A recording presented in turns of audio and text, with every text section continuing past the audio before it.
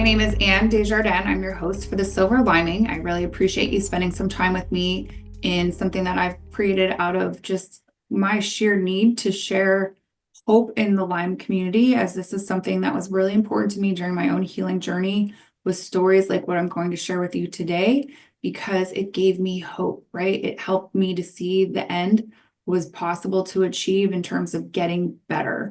And I know that for not everyone, it has the same outcome, but there are many underlying reasons. We'll get into some of them today with regard to what else to think about when it comes to Lyme and tick-borne illness.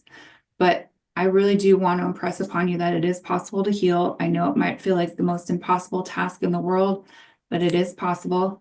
Time, perseverance, and just sheer determination will really help you a lot in that. Reaching out to people in our community who have done it as well to get some insight and have them share their ideas and opinions with you can help you shave off, hopefully, thousands of dollars in failed ventures on treatment and many different doctors that you don't necessarily need to visit, and just help you figure out a better game plan for yourself. One of the things I find most difficult about this is that no two people are the same. Usually people have different subset of infection going on, and that also makes this more challenging to heal from. Whereas standard things like cancer, it's like, okay, you've got your chemo, you've got your treatment, which that's also something else we could really delve into another day, how I really feel about that. But it is typically one standard fare of how to fix yourself. And when it comes to Lyme and tick-borne illness, there's just so many issues. The way that the CDC has to qualify you to be 100% certain that you have it, right alone there is part of the problem. We have issues with not sensitive enough tests to really determine what you have going on. A lot of doctors don't know about these things called co-infections, such as Bartonella, Babesia, Ehrlichiosis, all of these things that you could have gotten in conjunction with the Lyme disease, and Lyme testing is only looking for that.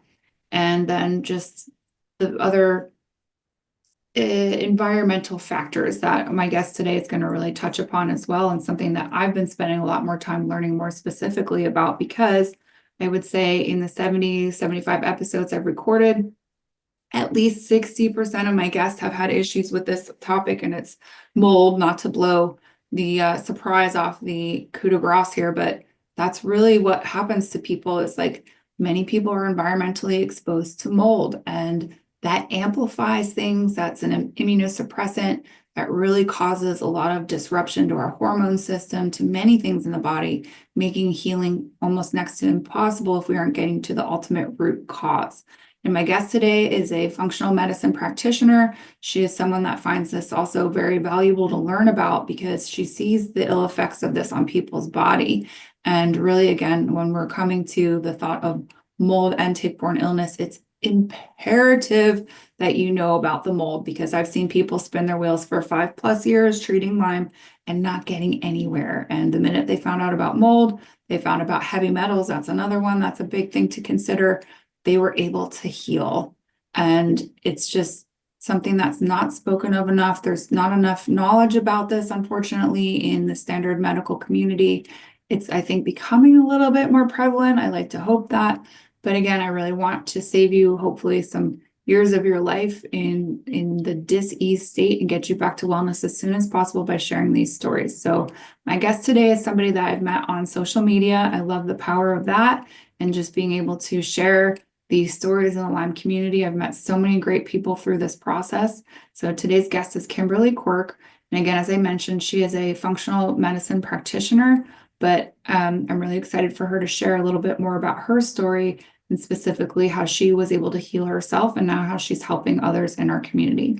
Thank you, Kimberley, for being here with us today. I really am grateful for your time, and I'm excited for you to share your story, just because I think it's got such great value and insight for people. Yeah, thank you for inviting me here today. And I'm happy to share the light with people, because I've been there too, right? Yeah, been through it. And on that So topic, if you don't mind, do share with us how did you get yeah, involved? so let me share a little bit more about my story. So my story probably goes back to about 2012 or so. So we're probably going back a good 13 years. So 2012, started to notice some things not right. The only diagnosis I knew about was Hashimoto's. which had been around for a decade and was well managed, but sort of blamed everything on my thyroid, right? And sometimes the thyroid's the first place it shows up in our energy and things like that. Yes. So yeah, got was starting to have POTS type symptoms and passing out and just my body trying to tell me something. And it was very stop start, right? So okay some months, okay, not okay other months, and just like kind of an infrequent thing. So just kept digging. Started with conventional medicine, of course. Didn't get very far there. Um, and Lyme was not on my radar at all at that time. So went to some more natural practitioners, some naturopaths, things like that. And that did help some, right? Because we started digging a little bit deeper, but we still weren't getting to root cause. We were still taking a ton of supplements that were maintaining me, but weren't really getting at that root. And so when I remember the day well when I got my diagnosis for Lyme. It was March 2017. So and I had seen Cleveland Clinic functional medicine and had dove a lot deeper into what is going on. Is this infection? Is this diet? Is this what why is my body acting like this? Because it's never acted like this before. So serious fatigue, looked like chronic fatigue, so much immunosuppression, and just everything that I had been exposed to in my life had kind of come out as an infection. So, they ran all those infection panels for me and it was just eye opening. And Lyme was there. So it was a positive Lyme test for IGeneX, not for CDC. Okay. Um, and at that time, Lyme was very controversial, probably still is now, right? But it was, you're not CDC positive, so you cannot get the treatments. Um, I also knew how sensitive I was to antibiotics. So at that time was like, I don't think I want to go that route. I don't think I want, because I had already done so much work on my gut and so much work on lifestyle and everything else, and knew I was sensitive to antibiotics and did not wanted to see if there was some herbal routes. So I did more of the herbal routes and started some of that. Noticed some benefits, but really wasn't really getting anywhere. And that's when my POTS ramped up. So I also got diagnosed with POTS that year, had pretty severe POTS, passed out within 3 minutes on the tilt table, passing out at concerts, passing out here and there, all over the place. Could not explain why my heart rate just sitting down would be 140 randomly, um, which in hindsight was very much my body trying to talk to me, my neurological system trying to talk to me, tell me what's going on.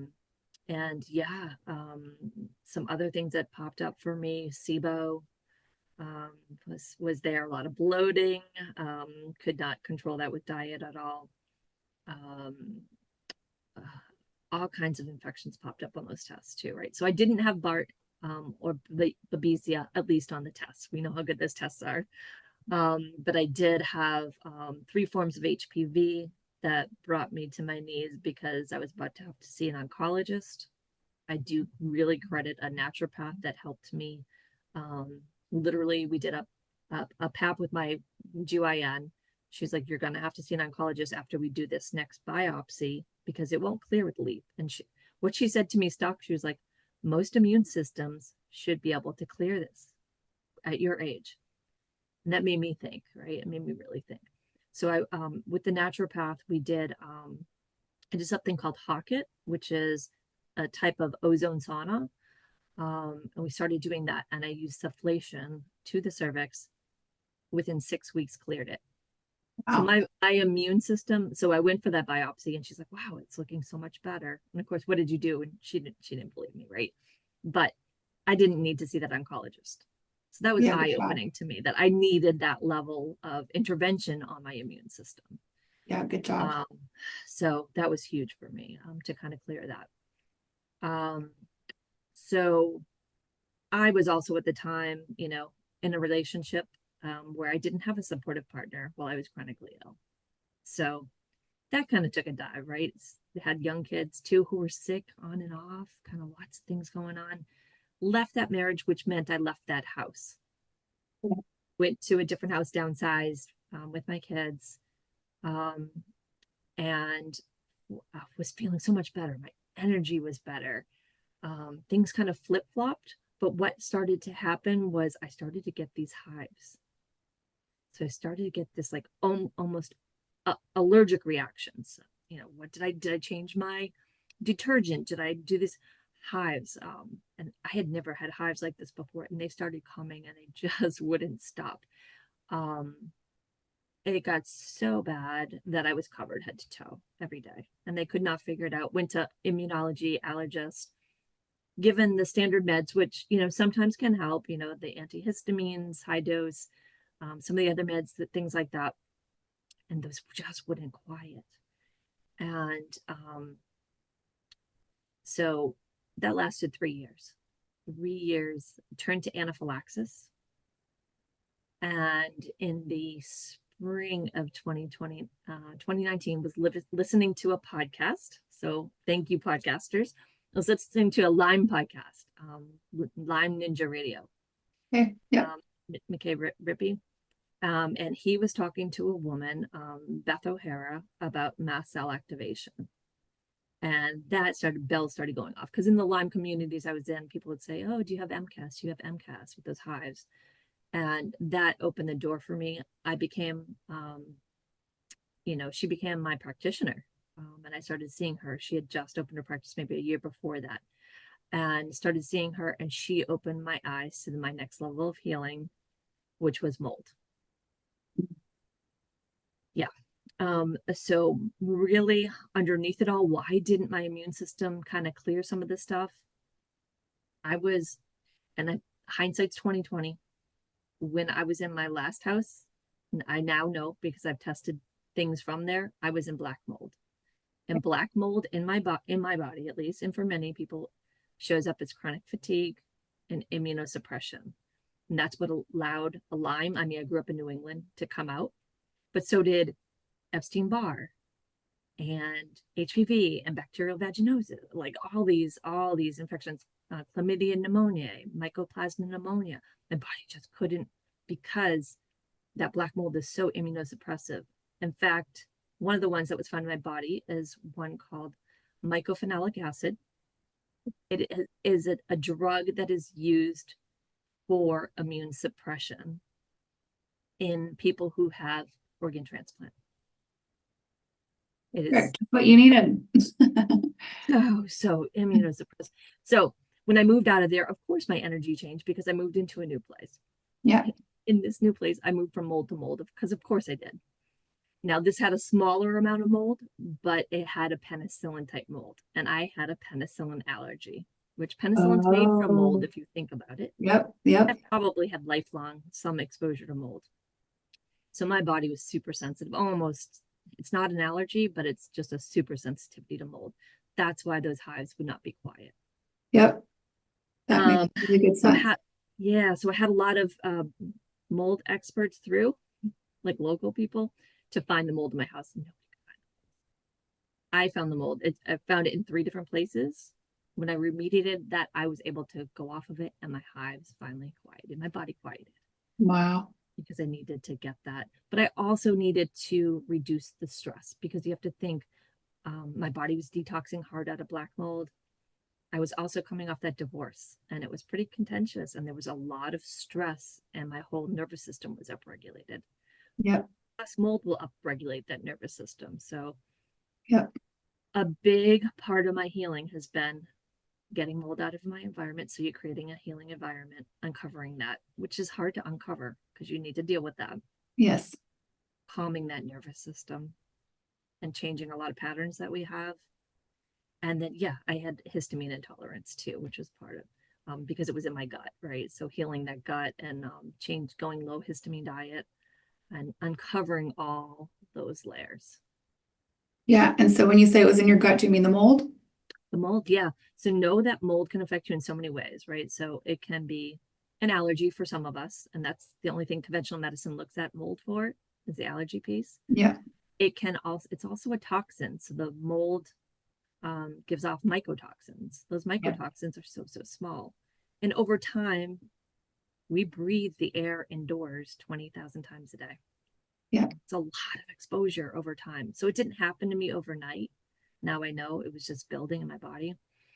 And And then the third way is it can colonize. So the two places it colonizes is our sinuses. So if you have a lot of sinus system, I was having a lot of sinus infections and bronchitis and all these things. But yeah, sinuses. And if it's in your sinuses, it'll be in your gut because it'll drip down. I So see. gut is an easy place for it to colonize. So yeah, as a practitioner, we're looking at all of that to make sure we're not, because you can leave the mold and then take it with you if you're colonized Yes, yes, and not yes. have it fully clear. So because some practitioners will say, well, you just need to do 6 months of this binder and you're good. And we don't do that in clinic. We very much follow people. We're retesting every 6 months. Is it clearing? Is it not clearing? Which ones are not clearing? How can we clear it? And then, yeah, making sure we're getting that colonization and making sure we're getting it when people are ready for it. The biofilm. Yep. So much lives in the biofilm. But yeah, the people I deal with are mostly are super sensitive because they've been in mold. A lot of them have Lyme, but we need to treat that mold piece first. Yeah. And just curiously speaking, I don't need you to reveal your whole hand, but really, how do you treat mold? Like, first Yep. of all, how do you test for it, if you don't mind? And secondly, like, how do This you is treat? so important. Yeah, I do feel like it's important for if we're diagnosed with chronic Lyme and the things you've tried have not worked, you owe it to yourself to test for mold. And so you want to test it both in your body and in your home Yeah. or your work or wherever you're spending a lot of time. So I like to start with the body first. My favorite test, everyone can order it for themselves and do this test themselves. It's called the Real-Time Labs Urine Mycotoxins Test. Okay. In most states, you can order that direct, or there's a ways to work around to do that. So it's an at-home urine test. I do think it's important to do gentle provocation for it, depending on your level of sensitivity. Yeah. But just even a little bit of, a warm bath, Epsom salt bath a couple nights before, and maybe a little bit of movement or self lymphatic massage, and that'll show up. So I find that test to be one of the more sensitive ones because I've had people come in and say, oh, I don't have mold because they have a different test, but it's just maybe not as sensitive. Yeah. I do find that test shows up. So that is Is eye that opening. Like expensive? it's about 300, Okay. somewhere around 300, 3 to 400, depending. Yeah. Thanks. But yeah, it's an at-home test, non-invasive, don't need a doctor. Yep. And that's huge for us, right? Yep, for Not sure. For go sure. through a whole new protocol or find a new practitioner. Yeah. So Correct. finding that and really empowering ourselves to uncover that. And then the second test for your home, my favorite test to go to. Now you might already know, like, hey, I have visible mold. Then it's obvious, right? Then Yep. it's like going to the next step of getting an inspector. If you own the place, so then it's like, do you own or you rent? If you rent, you can talk to your landlord. A lot of times they won't do it to the level you need. And it's a Yeah. matter of like finding new housing.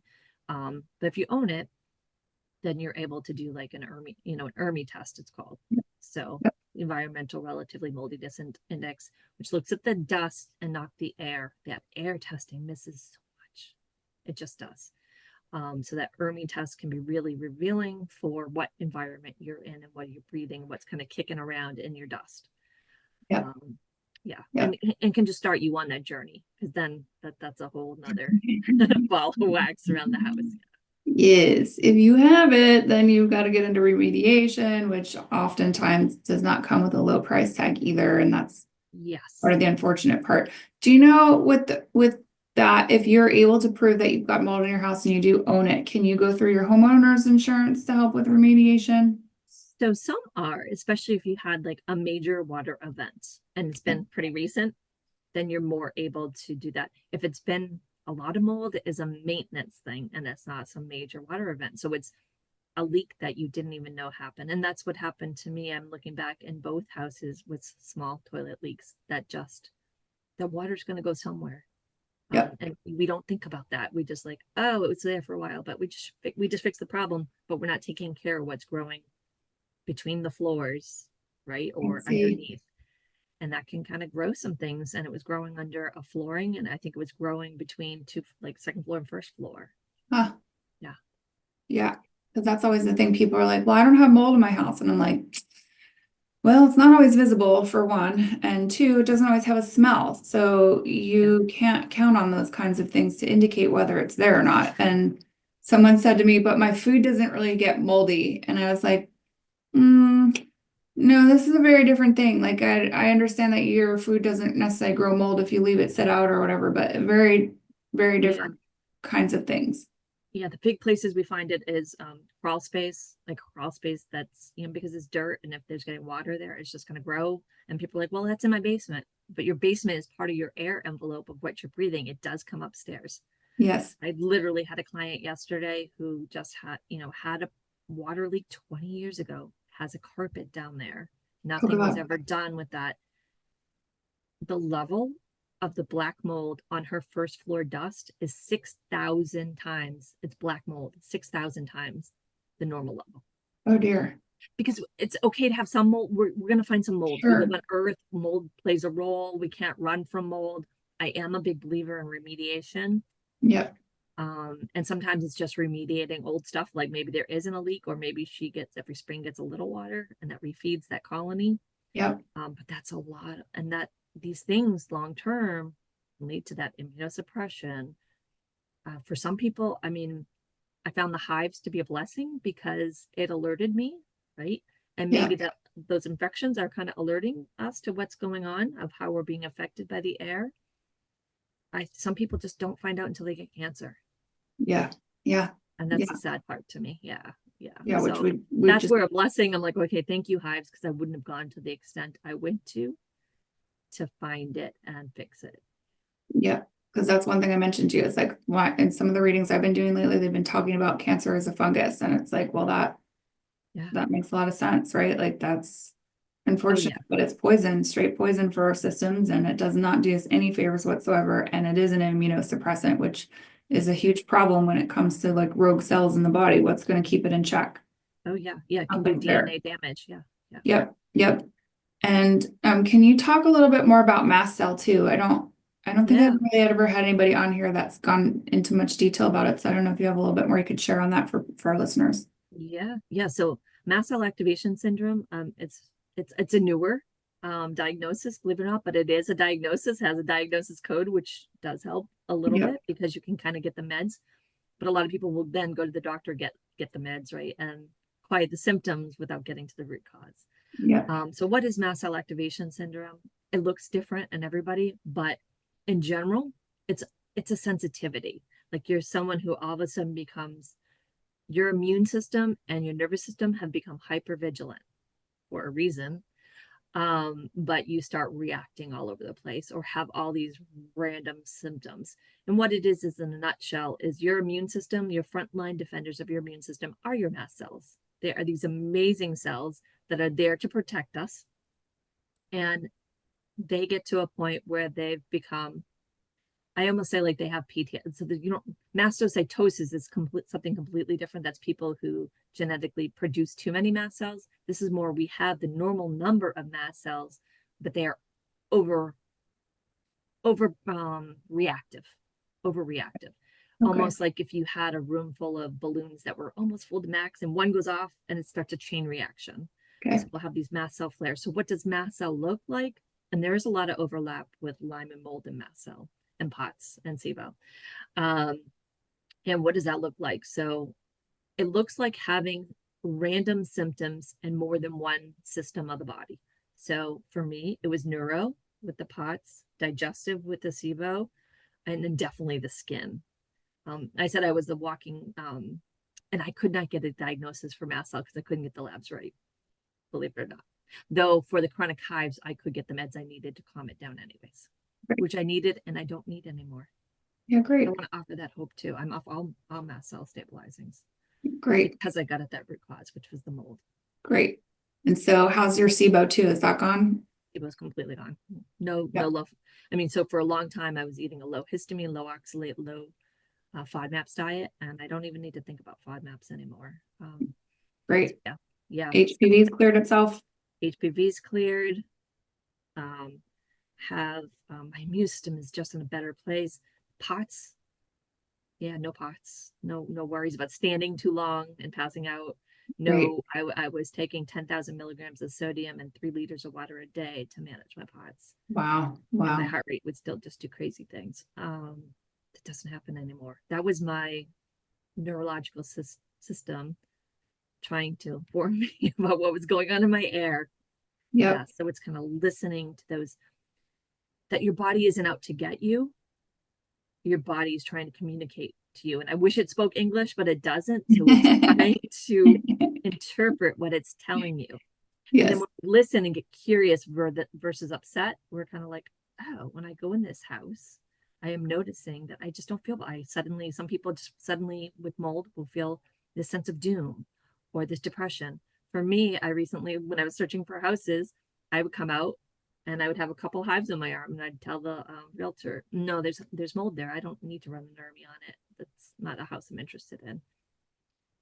Amazing how smart the body really is. Oh, it's so And smart. We start to not resent what it's doing, but support it and get really clear on what it's telling you. yes, because ultimately, as you say, it's just trying to protect you. Like it's just trying to keep you safe. Yeah. And even things with the thyroid, like I remember I had some benign nodules around my thyroid, and my nutritionist was like, that is your body trying to protect itself. Like it was under attack. And so it put those nodules in the way to like try to preserve your Exactly. thyroid. And those have Yeah. gone away, right? Like It that's, locks things in. Yeah. It like locks things in that it thinks are dangerous. A lot of times that's toxicity.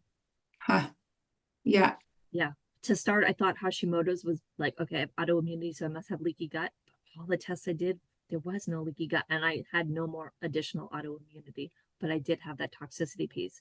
And I will tell you, the only diagnosis that still stands for me, and I've been out of mold about 3 years, um, is Hashimoto's.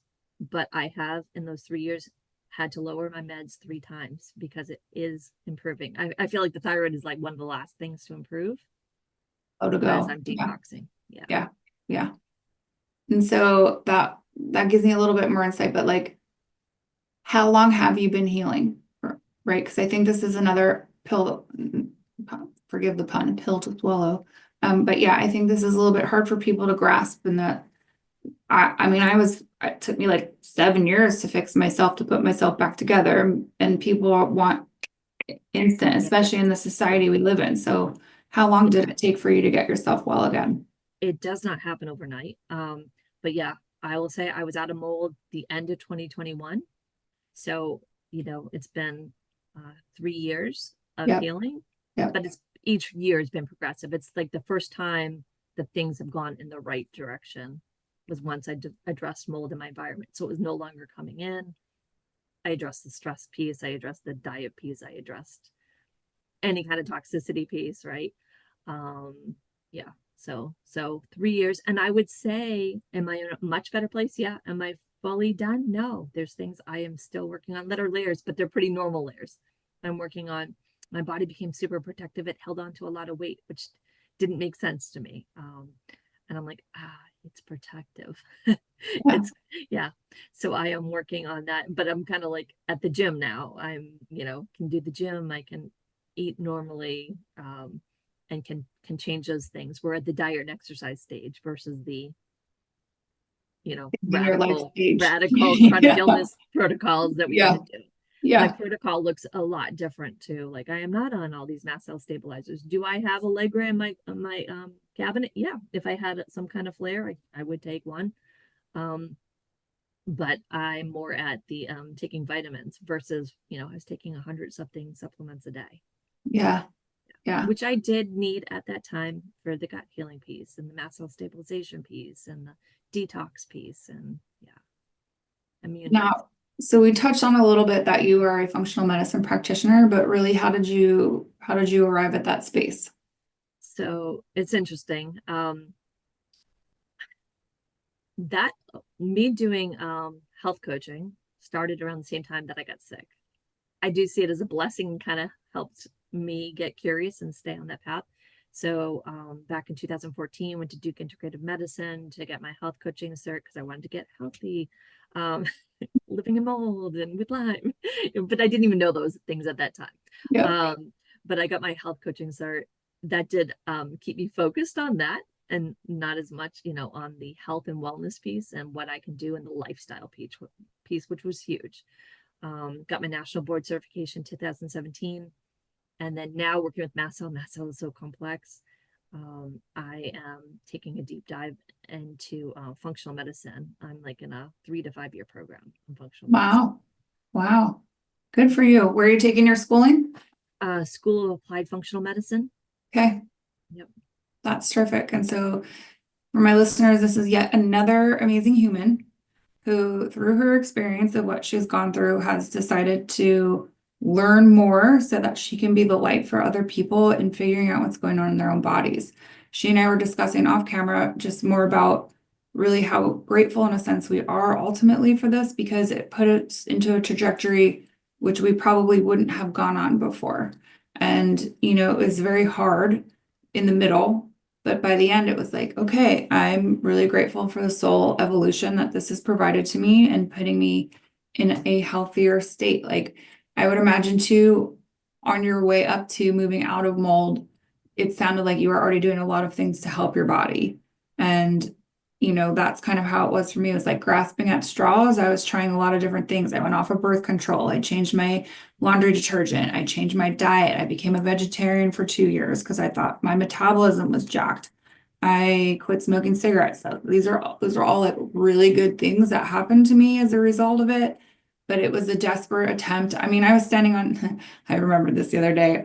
I was standing on tinfoil to dissipate electromagnetic frequencies that were radiating my brain while I was brushing my teeth because I thought that could possibly help me. I don't do that practice any longer, but it's just like you will try anything and everything that you read about or suggested to you in an effort to fix whatever is going wrong in your body that doctors sometimes not maliciously, but they just don't understand, right? Like I had backtraced all the doctors that I went to and told them what was wrong with me. And I could see a lot of looks of horror on their face when I told them what it was because they completely missed it and they don't know enough. It's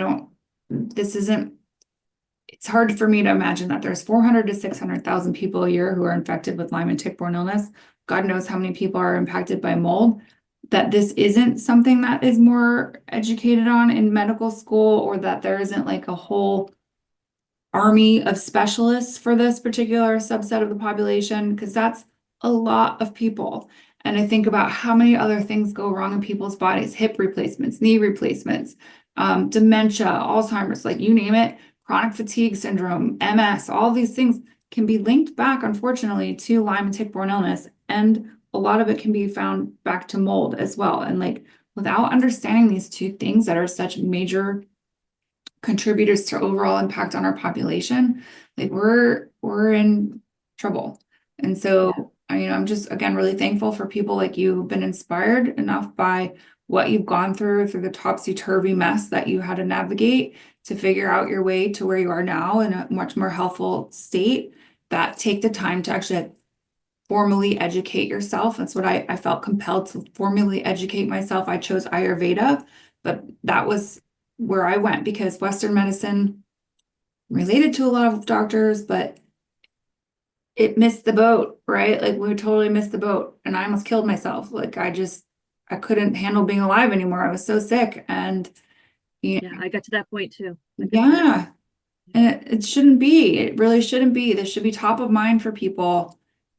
Every doctor needs to understand this a little bit more succinctly. And like, if you're a physician listening to this program, thank you for joining us and do yourself the favor, get some extra credits under your belt, learn about this.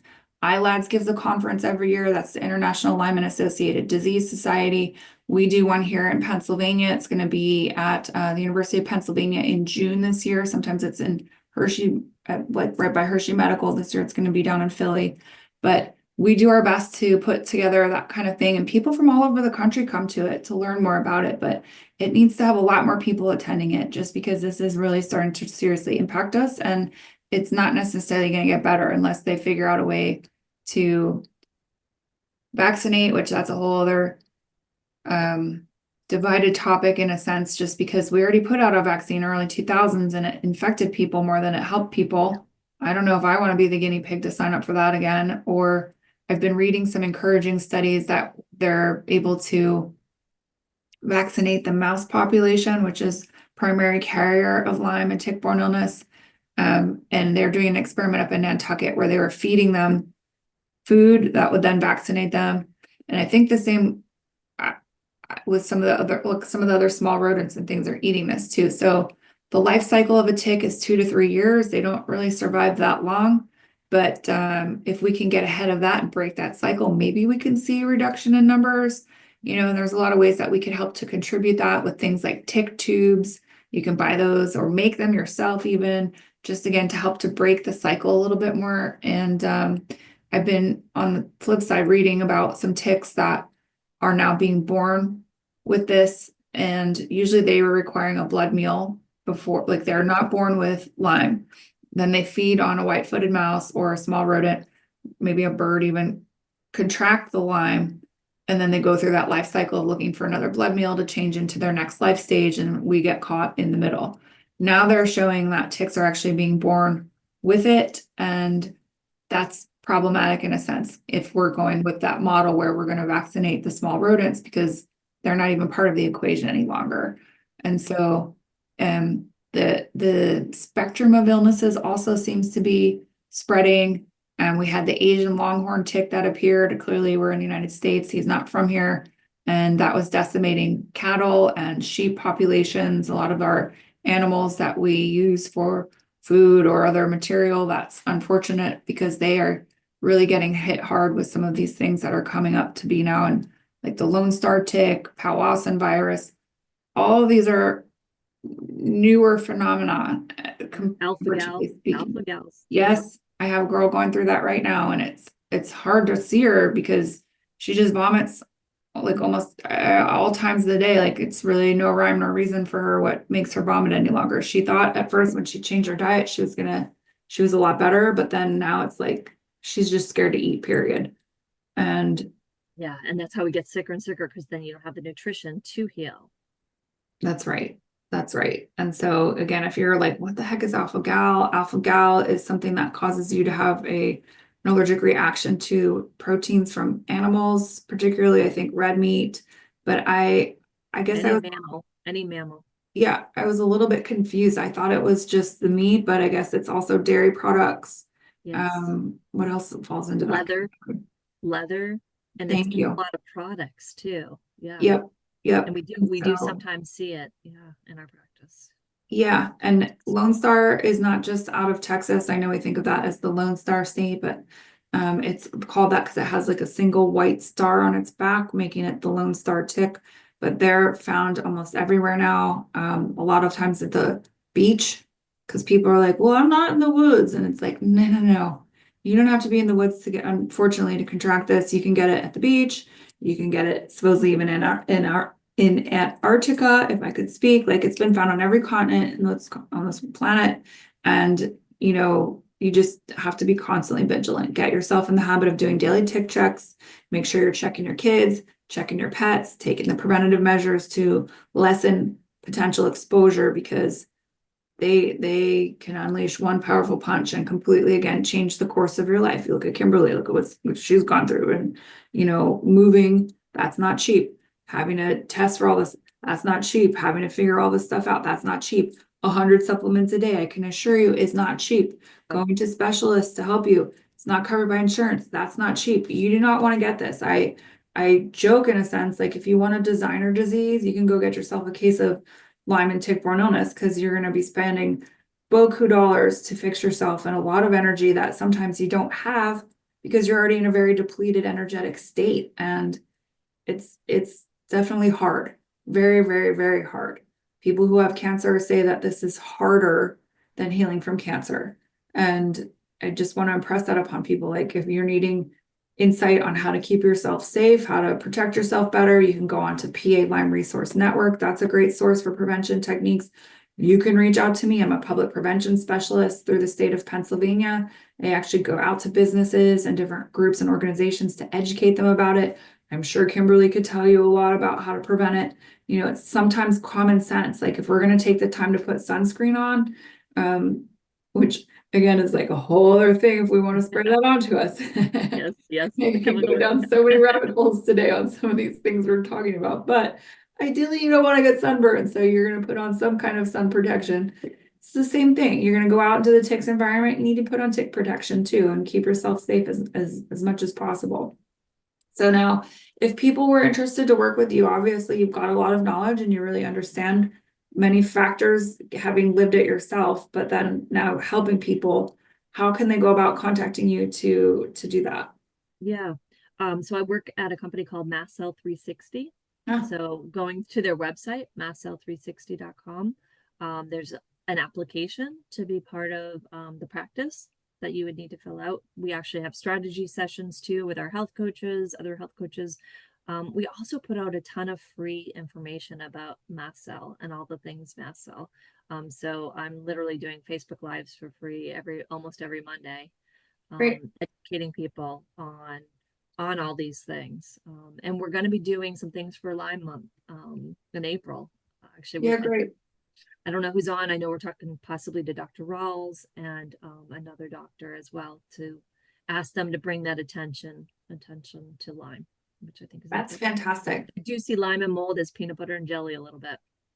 Honestly, honestly. And again, if you're someone helping people with Lyme, make sure that you're getting them tested for mold and heavy metals, because I've seen some of the greatest practitioners helping people with Lyme that didn't check for mold and metals, and my head was. Yeah. And out of all of it, you want to start with the mold piece because the mold is going to affect the terrain of your body.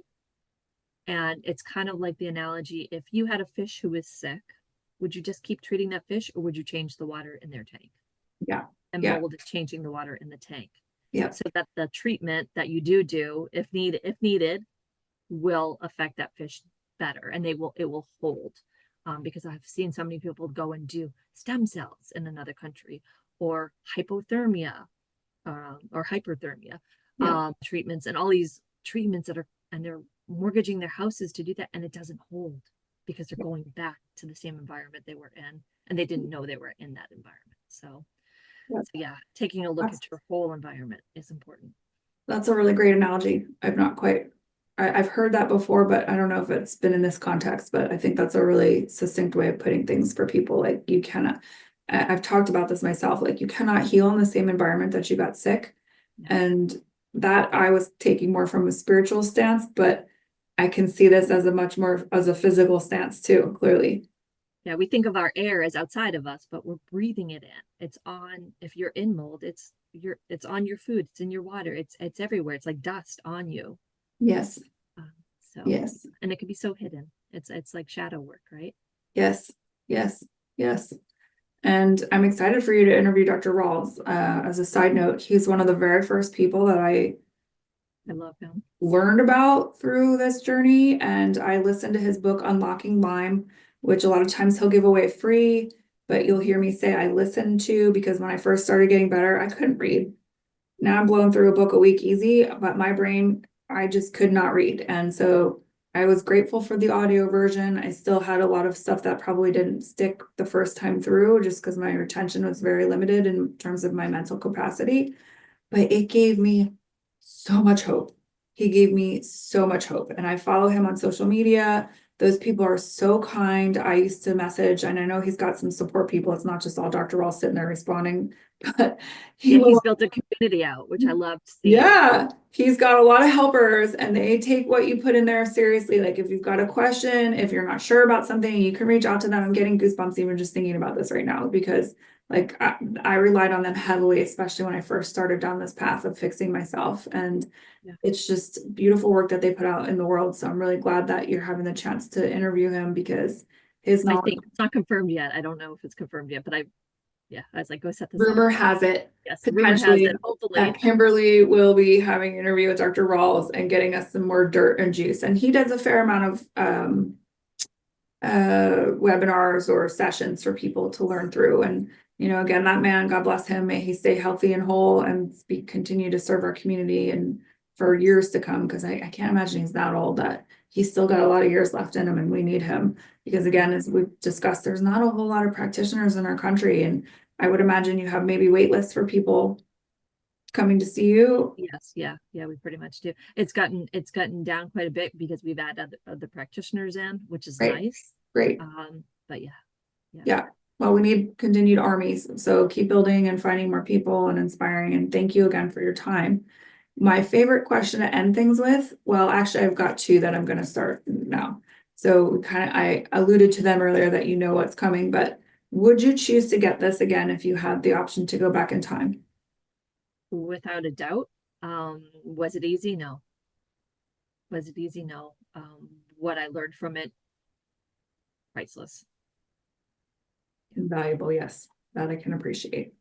And I know people maybe listening are like, are you crazy, Kimberly? Like, are you sure you're Oh, okay? it was dark. Yeah, it was dark, but it allowed me to clear a lot of things from my life that I was not doing right.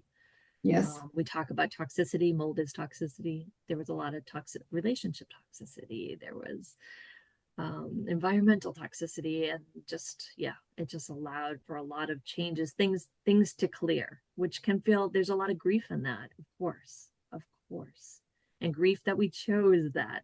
But on the other side, I want to offer the hope that it does get better. It does. Yes. Yes, I can see it in your face. Like I night, you just Yeah. have a very calm and peaceful demeanor. Like you're very grounded, and I can just see that you're able to like think through things again. Like I don't know how it impacted your brain, but I mean, I couldn't even think. But just watching you is beautiful. Like you have a very beautiful demeanor, and it's very clear that you're very solid in where you've come out as a person. Yeah, And so, thank you. Yeah, yeah, learning about the nervous system was huge, right? Because I had two stages: the shutdown phase, the dorsal vagal, if you're familiar, and then the fight or flight sympathetic, which I probably spent a good part of my life in, running, productivity. And now I'm more like, okay, just ground, and I have a choice, and what do I want, and being more present in the everyday, and really, really so much appreciation for daily beauty in our life that we don't see. yes. And even in the darkest days, trying to find that beauty in the everyday, whether it be the sun, a flower, something simple. Yes, you're speaking to my own heart here in that Yeah. discussion because I very much embrace that, and it took some time to get there and get into that practice and to really um, flip the switch on anger to gratitude. And that makes a world of difference when it comes to healing from the inside out, which is really where your best healing is going to come from. Yeah, But the yes, anger energy is very we use a lot of energy fighting against, versus that acceptance, which I know when people first told me about acceptance with Lyme, I'm like, what do you mean accept it? No, I'm going to fight against it. And it was more like accepting the reality of what is. It doesn't mean that's, I'm accepting that as my fate for the future, because you have a choice. yes, yes, yes. Great words of wisdom there. But again, just I can definitely tell that you're in a very calm state of being, and that's worth its weight in gold. Second question, what's the best thing that's happened to you as a result of getting Lyme and tick-borne illness? Being able to share the light for others. Mm. Yeah. Yeah. Yeah. It, To see people heal. Yeah, to see people heal, and to get their, when they get their life back, and they're like, look, I'm going on this trip now and I couldn't before, and I'm with my mother, and I'm hiking, and I'm doing these things, and they know how miserable it was to not have those things because we lost them all. So yeah, yeah, to be able to shine that light for others and help them, empower them for their healing, because I'm not a healer. You are the healer, right? You are your own healer. Nobody outside you can fix you. yes, It's more a guidance or a mirror of what's inside you and the goodness in you, and then choosing that you can, that hope, and that you can heal. yes. Huge. I appreciate that delineation. I often think of myself as a guide. Yes. I guide people. I just teach them things that I've learned along the way to help, or a teacher. Like I'm a teacher. Yeah. We're teachers, right? We're here to teach people. Absolutely. And I have coaches myself, because we need that mirror as That's humans right. back, because we don't see. And I need someone to call me out and say, hey, I see this pattern in you. You're getting stuck here. This Yeah. is an old pattern. How can I support you to change it versus, a judging or shaming or anything like that. But Yes. it's allowed me to look at a lot of that and change that in my life and be a Yeah. better person. Yes. Yes. What a beautiful place to arrive at. And while it's a very costly gift to receive, it is one that's incredibly well worth it. And, I applaud you in just being a light for people, because I know sometimes it gets heavy and hard and stressful to an extent, but it's important for you to keep up with your coaches and your other people, your sources of input, just because that keeps you in a healthful state, that keeps you in a space of abundance.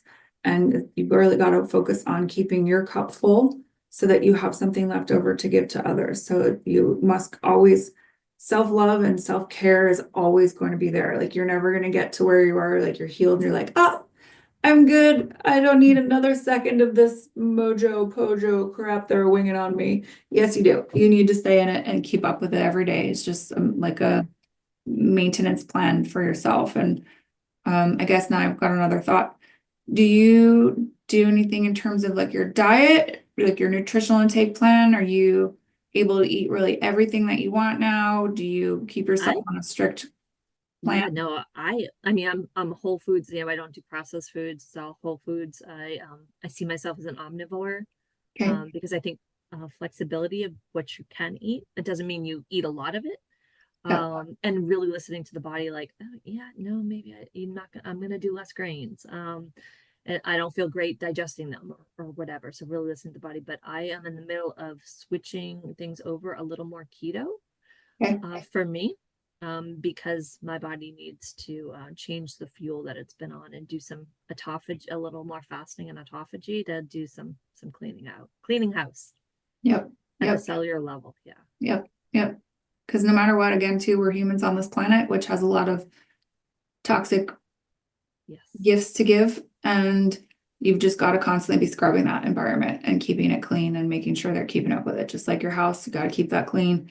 This is our physical house and the one that our soul resides in, and we have to keep that clean. And that also comes from, you talked about it, but it's just something that's been on top of my mind lately, and just keeping not just your actual physical nutritional intake plan in terms of food, but what you're also digesting in terms of news or exposure to other people's gossip or smells that we're taking in, or the environment we're choosing to put ourselves in, the people that we're exposing ourselves to. Like, we really have to be mindful on all sides to make sure that what we're taking into our body is going to help us and prevent us from getting into a negative or dark, sick place again. Yeah, absolutely. Needed to step back when I was sick, but even now, like when things are, because the news doesn't tend to be good. So yeah, I try to tap out. Like, I try to be aware, but tap out. Yeah. And then when I was really sick, I didn't need to be aware. I needed to focus on me. Yeah. You I couldn't fix the world, right? can hardly think And not about that I can fix it or have that power now, but I like to be aware of what's going on. And I try to be, more biased news source, but yeah, and people who, are on our social feeds that are just negative all the time, I don't feed it. Like, I don't do that negative energy. Yeah. you. Yeah. Unfollow, delete, That's block right. at the That's right. level of what they did, right? Yeah, go away from me for a while. I don't need to see you. Yeah, Yeah. yeah. But well, this has been awesome. Thank you. You have a lot of knowledge, and it's very nice to talk with you, and you explain it very um clearly for people to understand, like in layman's terms, so that they're not like, what are you talking about? Yeah, it's not complex. It doesn't have to be super complex, No, to start to open our eyes. And then yeah, maybe you do need some support, right? sure. Through the journey, to miss the pitfalls and to support you. But yeah, it doesn't have to be, and that you can be empowered to make that change. You don't need a doctor to come save you, or any person outside of yourself. It's you, really stepping up to it. Yes, you and God. Yeah, Yeah, basically. Yeah. yeah. But well, again, thank you so much. And one more time for this website that they can contact you. Yeah. So Mast Cell 360. So Thank you. www.mastcell360.com. You can follow on Facebook, or could go to the website, sign up for the email. But the blog is great if you're curious about mast cell. but the Facebook Lives, and we put them out if you're not on Facebook, also on YouTube and Instagram. They put it everywhere now. So you don't have to Perfect. And can they specifically ask for you? If somebody is applying, they certainly could put my name in there if they wanted to work with me. Okay, great. Awesome.